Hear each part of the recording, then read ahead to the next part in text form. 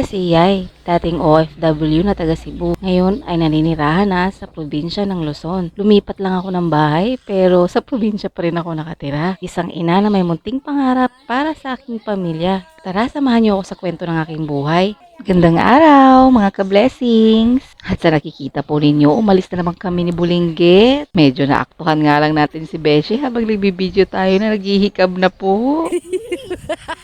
Kung napapaisip po kayo kung saan na naman po kami pumunta, ay naku, pumunta na naman po sa birthday party ang batang makulit. Medyo napaaga nga lang po tayo ng very light. Ano na, Brin? Ano po sa kanya, kuya?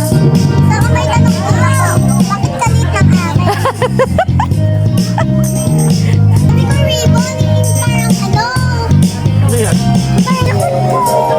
Sa wakas dumating na rin po ang mga clowns. At eto na nga po si Bulinggit, nagpapa-face painting na. Sinisimula na po kasi ang face painting ng mga bata habang hindi pa po nagsisimula ang program. At habang nagfe-face painting nga si Bulinggit, itong kaklase ni Bulinggit na si Sabrina, nagre-reklamo na sa face paint niya. Bakit daw po kasi sobrang liit naman po. Habang nakikinig tayo sa bata, ito natatawa na lang talaga tayo sa mga reklamo niya.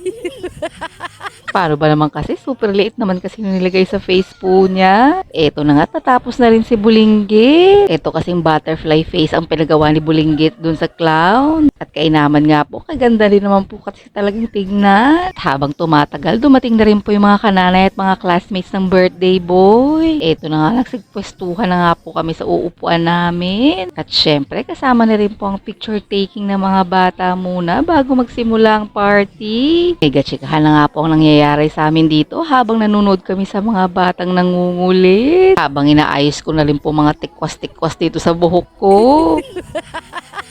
Eto na nga po, sa wakas, sinimulan na rin po ang party ng birthday boy. Siyempre, di mawawala ang mega entrance bago magsimula ang party.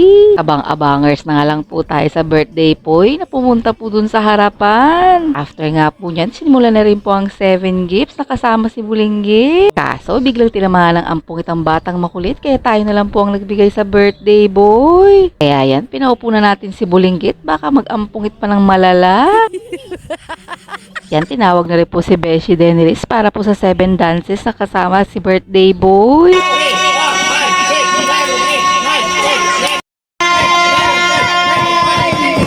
Pipin lang. Ready ka na?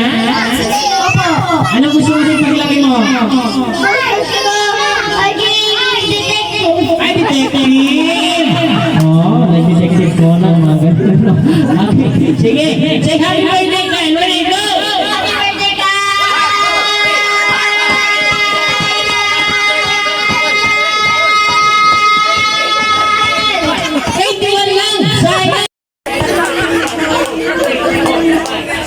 May 26 saya sa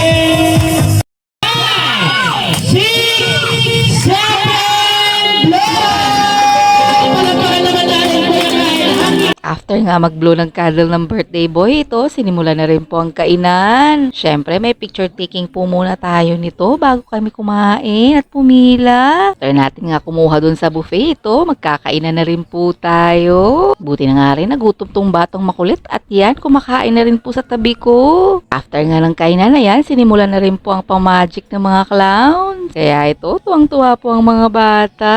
Syempre, may ganood na lang po tayo sa mga bata habang nanonood sa magician. At buti na nga lang din po, aliw na aliw ang batang makulit doon sa harapan. Kaya muli, happy 7th birthday, Kyle! O siya, yan lang po muna sa araw na to mga ka-blessings. Daghang salamat sa pagtanaw. Pero ayaw po kalimutog like and follow and share sa among video. Daghang salamat!